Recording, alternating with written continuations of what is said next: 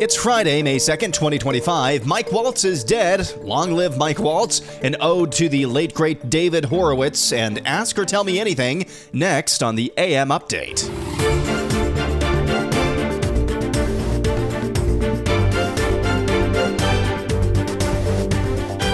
Well, congratulations, everyone who actually made it through this week.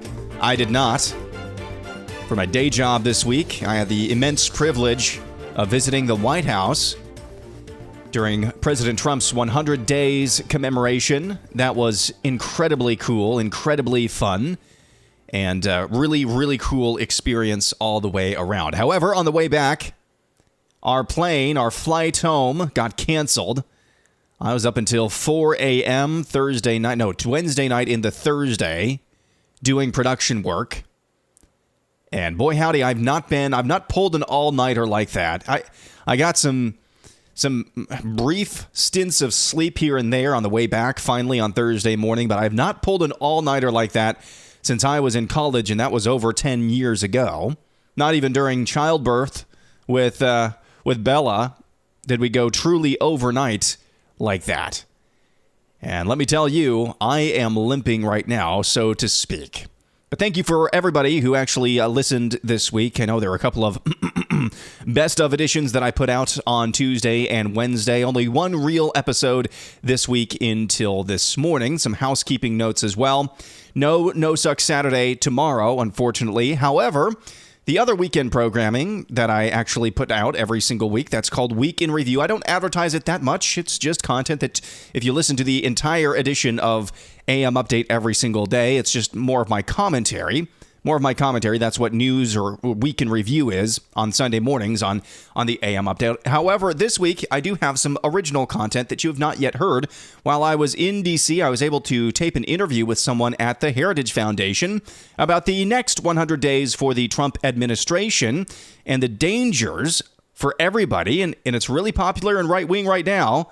It's a trope you see all the time, and it's well-deserved, of just spiking the football and getting complacent, and how you deal with that. We're talking to Tim Young of the Heritage Foundation, an interview I taped while I was in D.C. earlier this week. That's coming up on Sunday morning for Week in Review. But first, a Friday 5-pack will begin with this. National Security Advisor Mike Waltz and other staffers are out at the National Security Council. Waltz and his deputy Alex Wong were ousted on Thursday, sources said. According to Fox News, additional staffers will be removed from the office and will likely be announced. Waltz, who previously served as Florida congressman and has a decorated combat Green Beret, has come under fire from Democrats and critics since March when the Atlantic magazine's editor-in-chief, Jeffrey Goldberg, published a first-hand account of getting added to that Signal group chat along with national security leaders. President Trump, in a post on Truth Social, said yesterday, quote, "I'm pleased to announce that I will be nominating Mike Waltz to be the next United States ambassador to the United Nations. From his time in uniform on the battlefield in Congress and as my national security advisor, Mike Waltz has worked hard to put our nation's interests first. I know he will do the same in his new role." Trump says in the interim, Secretary of State Marco Rubio will serve as National Security Advisor. So now, Secretary of State Marco Rubio, Secretary of State, Interim National Security Advisor, Administrator of USAID. I know he has some other hats he's wearing as well. Marco Rubio, maybe a big winner or loser, depending on if he actually wanted that job yesterday. We'll go back to the White House here. Here's Deputy Chief of Staff Stephen Miller, who joined the White House press briefing room yesterday morning, and we could do an entire show just of clips from Stephen Miller. This is my favorite one, though. Asked about the prospect of groomers in schools, here's what Miller has to say. This applies to our whole K-12 system. The Department of Justice is also coordinating with state and local law enforcement to fight child abuse in our school systems. It is child abuse to change a child's gender, particularly if you do not inform the parents. In other words, if a 5-year-old or a 6-year-old goes to school, or a 7-year-old goes to school, and the teacher tries to turn the boy into a girl or the girl into a boy, that is child abuse. And this administration is treating that as child abuse. And it is a gross violation of parental rights. Deputy Chief of Staff Stephen Miller, let's normalize calling this what it is. And I like that he's actually doing that. School teachers, counselors et al., who attempt to inform your child that they are not the body, not the gender, not the sex that they were born as, that is child abuse.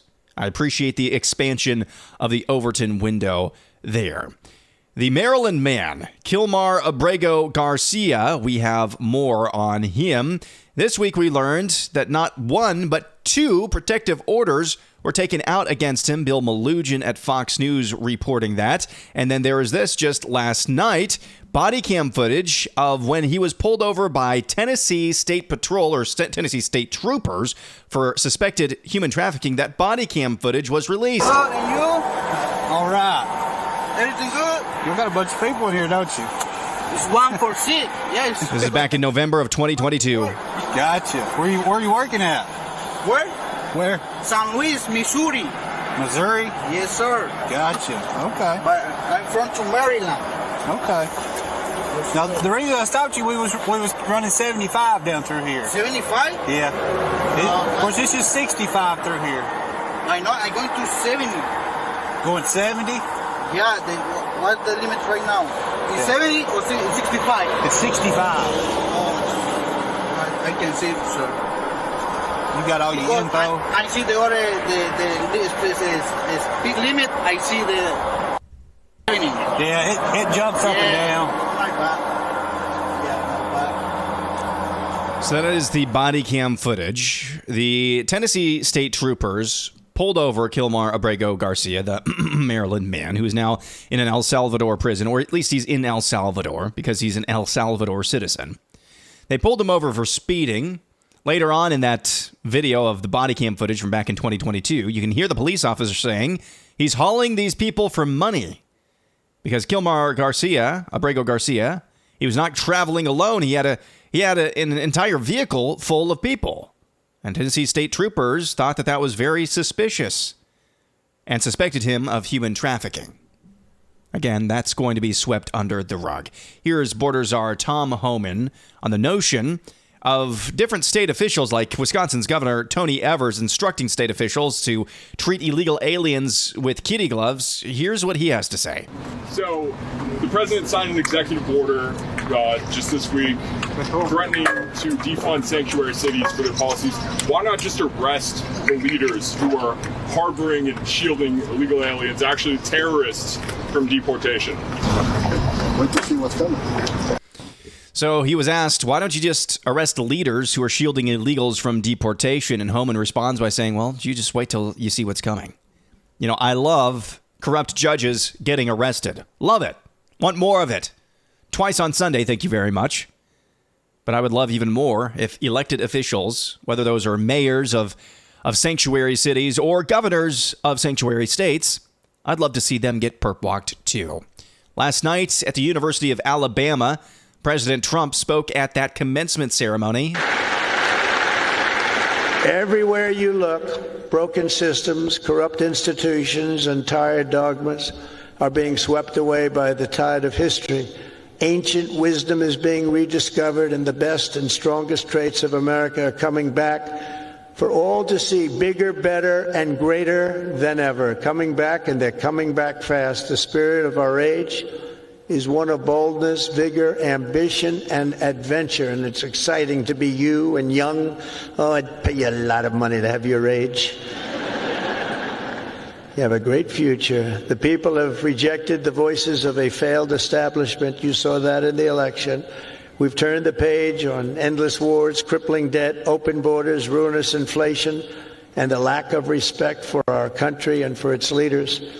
But we're turning that all around, and we're turning it around very fast. We will very quickly make America great again. I pray his commentary about the old, tired dogmas meeting their demise. I pray that is true, and it's true that his administration, at least from my vantage point, is doing all they can at this moment to try to fight those old, tired dogmas of progressivism. And that is old now. Progressivism is an old dogma. They have nothing new that they can offer. The only question is whether their opponents will be dumb enough to let them off the hook. So that is story number 4. Number 5.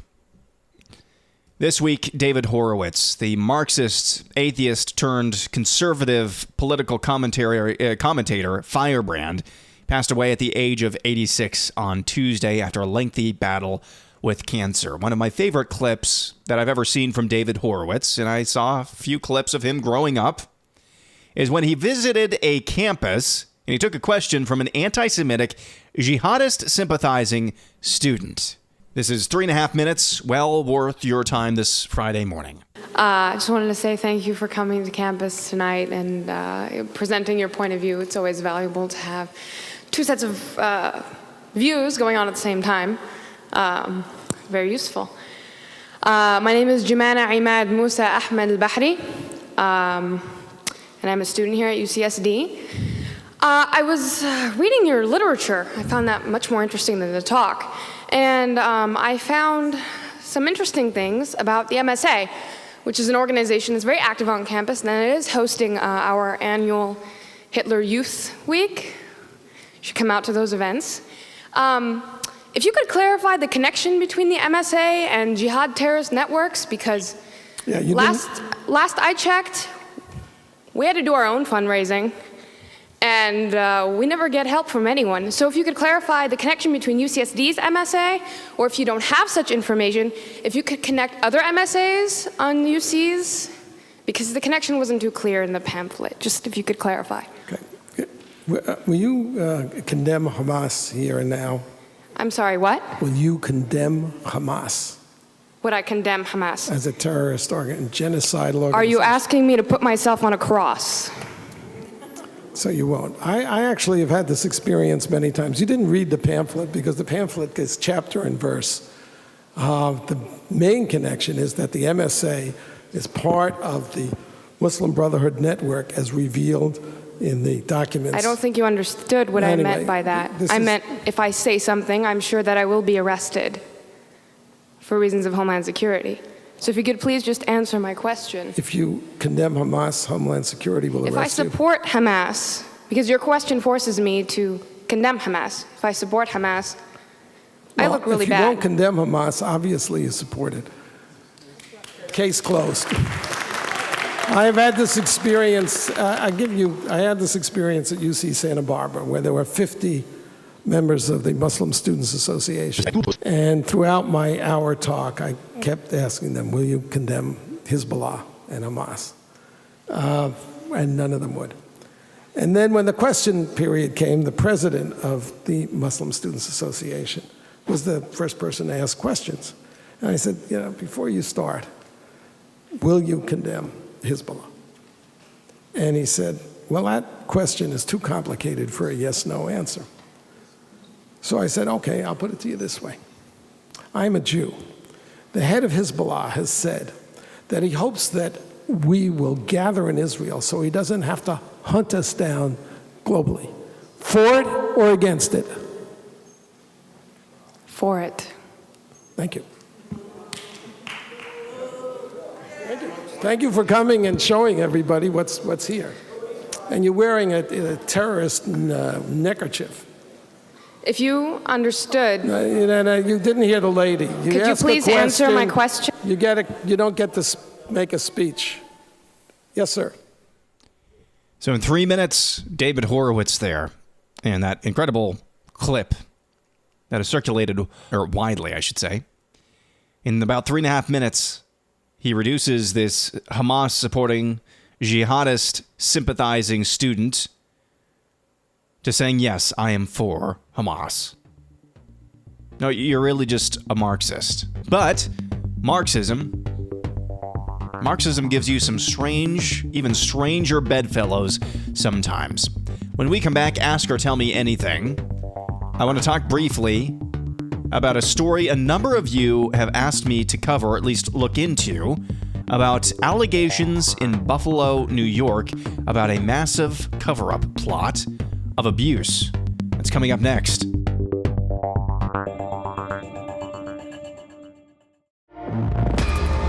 Richard High is a detective for the Buffalo, New York Special Victims Unit. He was recently a guest on the Unsubscribe podcast. Again, he is a current detective with the Buffalo, New York Special Victims Unit. He was a guest on the Unsubscribe podcast where he made some explosive allegations about Buffalo Public Schools, the Buffalo Public School District. He alleges, among other things, Buffalo Public Schools are covering up sexual assault cases and altering or fabricating reports. A couple of examples from that podcast. He says the school district didn't disclose to parents an attempted abduction on school grounds. In one particular case, a kid actually peed his pants during the school day, during the attempted abduction, and the school made up an excuse for his parents. And this was after the school allegedly deleted video containing evidence of the attempted abduction. Detective High also says that on one occasion, a young girl told a school counselor she was being beaten regularly by her father, and that school officials didn't take any actions to report, as mandatory reporters, didn't take any action to report that alleged abuse until the third instance. And there are more accusations. This has actually gotten local media attention and now some national media attention for Buffalo schools. Now, the other side of this as well has been reported in the media, local media as well, at least in the report that I saw. And it wasn't over the top trying to just do a basically character assassination on Detective High. He's had some previous allegations from state officials for escalating civilian encounters, for acting unprofessionally. Who knows how actually valid those claims are. So a number of you have asked me to look into this, or at least report on this, look into this in various different ways. Here's where I'm falling down on this. These are some damning allegations, if they are even 25% true. Schools, school counselors, and other officials within public school districts are mandatory reporters of crimes against children, whether or not they take place on school grounds or elsewhere. Another one of High's allegations is that the school district covered up a sexual assault at a nearby pool, or maybe it was on the school grounds, of a woman, a young girl, I should say, being sexually assaulted, and they just swept that under the rug. A systematic pattern of covering up allegations of assault and abuse that should not be happening anywhere at any public school. Here's where I'm coming down on this for everyone asking me to comment on this issue. If he is absolutely wrong in fabricating these, he should go to prison for a long, long time, maybe for the rest of his life. If he's not, everybody involved with this, and this is what he's asking for, should go to prison for a long, long time. It's just that simple. Moving on with Ask or Tell Me Anything. This is from Romans 3:23. Have you heard about the India-Pakistan war that seems to be heating up? Why do you think it's not getting more coverage? Well, it's gotten a little bit of coverage. Of course, there were some Indian tourists in the Kashmir region who were just brutally murdered by, I believe, Islamo-fascist terrorists a couple of weeks ago. And so now this has the two nations, the two countries on the brink of war for, I believe, the 20th time. I saw this the other day. You know, during the Cold War, two nuclear powers, United States and the USSR, went toe-to-toe. And that was a very serious time. The entire world was begging both of these powers, hey, let's just take a step back here, take a deep breath, cooler heads prevail. Now, when the Indians and Pakistanis are at each other's throats, the entire world is taking a step back and saying, well, you got to do what you got to do, bros.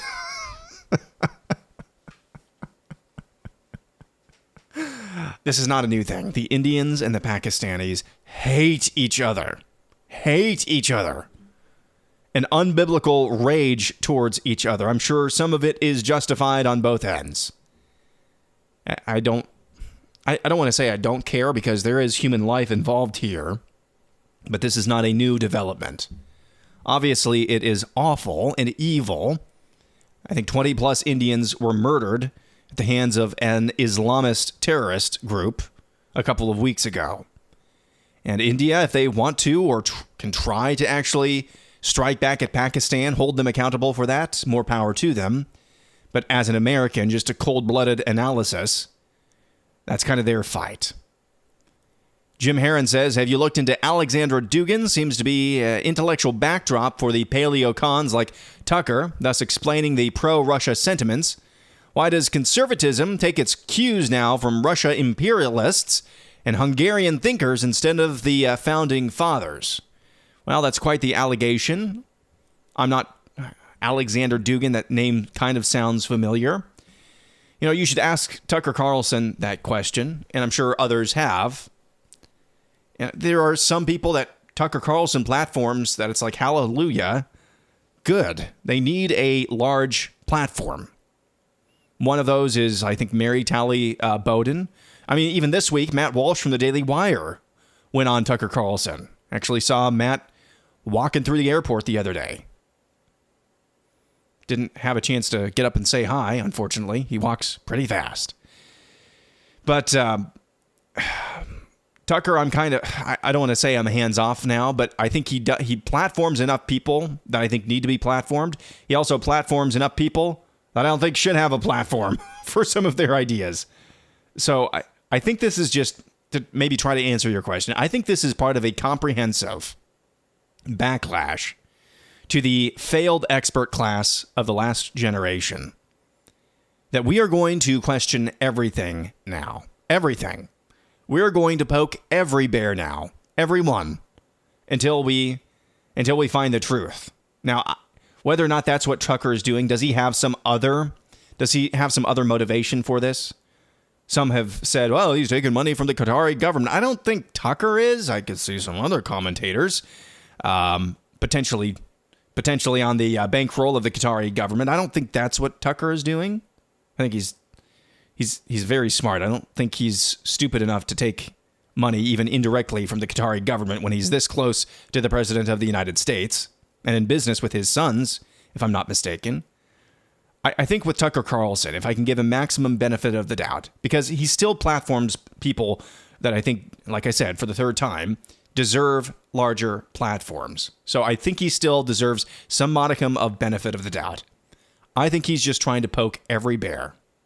I think he's trying to question every single prevailing wisdom narrative from the expert class of the last generation. I think that's all that he's trying to do.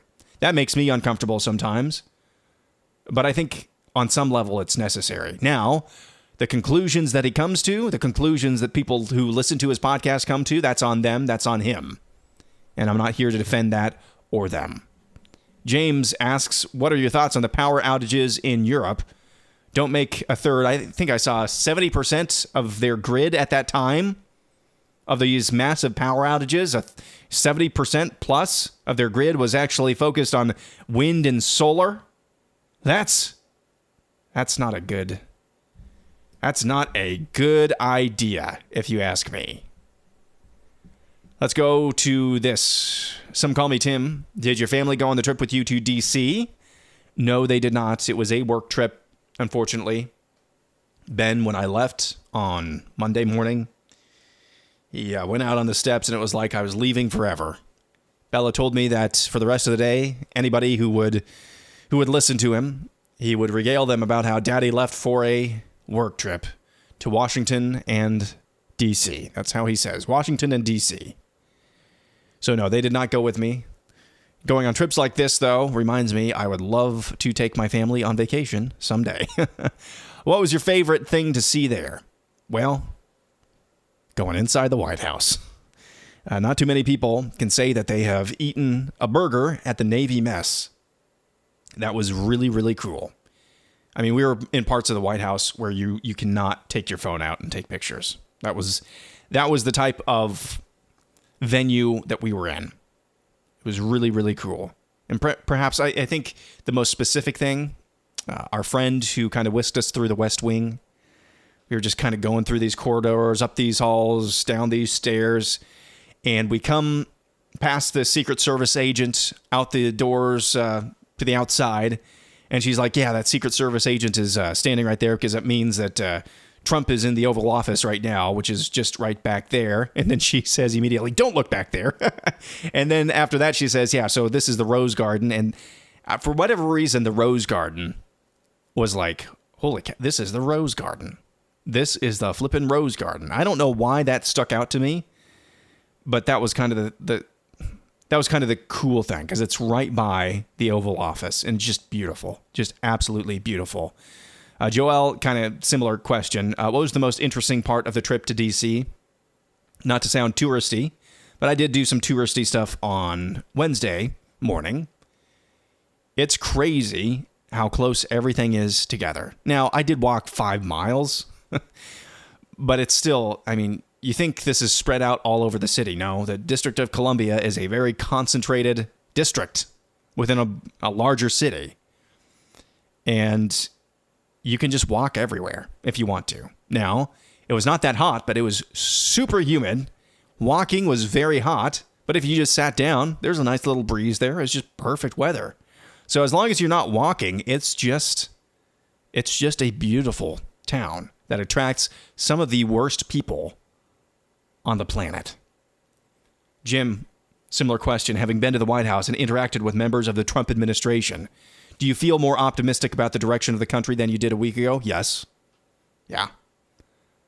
Also, I feel more of an inclination to cut the White House as much slack as I can.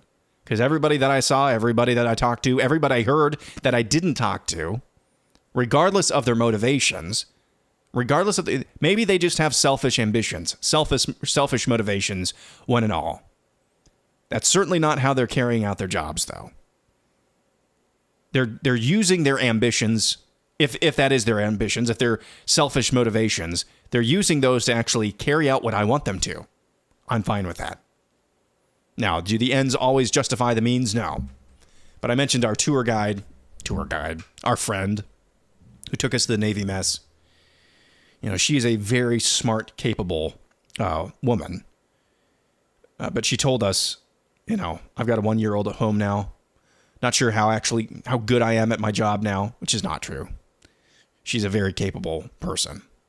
But she said, you know, if all I'm here to do is to do my prayer walk around 1600 Pennsylvania Avenue every day, which I do every day, I'm fine with that. Guys, I'm just telling you, if that is anywhere close to the average or median attitude of any administration or every administration official, that's I don't know how you cannot be encouraged about that. I mean, if that's the average or anywhere close to the average or median attitude, that all I'm here to do is just to lift up this administration in prayer, appealing to heaven for wisdom and justice and decision making. That is, the water table of that is superior to the water table of a lot of churches out here in the cheap seats. I think that's true. So I'm more encouraged to answer your question. Okay, that'll do it for an Ask or Tell Me Anything. I am still trying to recover. I think we'll get there by tonight. If I can get another good night of sleep coming up this evening, but man alive, I've not felt like this since I was in college. Just, you know, I could sleep for 24 hours straight. That type of feeling. So that's going to do it for a Friday edition. Thank you for all of your submissions. Hope you had a wonderful week. Hope you have a wonderful weekend coming up. Again, no Suck Saturday tomorrow, but there will be some fresh content, an interview with Tim Young from the Heritage Foundation coming up on Week in Review on Sunday. Look out for that. For the rest of you, back at it again in regular order on Monday.